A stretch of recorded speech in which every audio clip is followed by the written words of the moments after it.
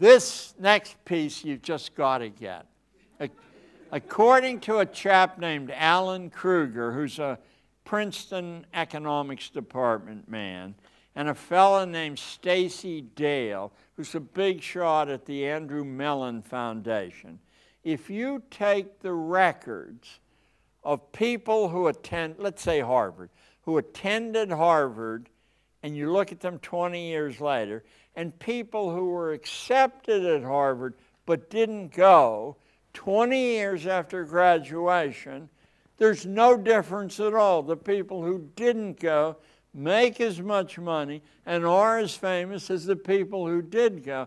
And what that tells me is that Harvard doesn't add the value to the kids, that by carefully selecting people who already have a record of performance distinction, not grade distinction, that's how it makes it appear that these few colleges dominate, you know, the brain trust of the world.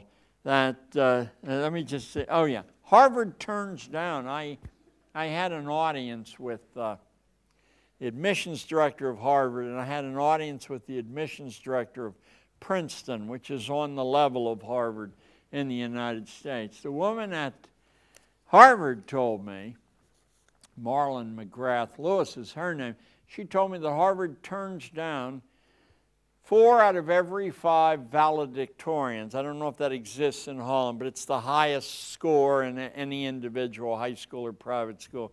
They turn down 4 out of 5 who apply. And the Princeton man told me that they never accept anyone who has a perfect grade average or a perfect standardized test score. They turn down hundreds of those every year because it clearly shows the people are imbalanced.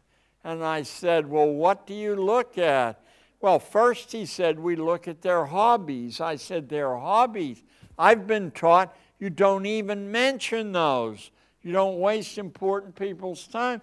He said, on the contrary, it's the only area where young people have the freedom to choose how to spend their time. So it gives you a direct tunnel into their inner selves.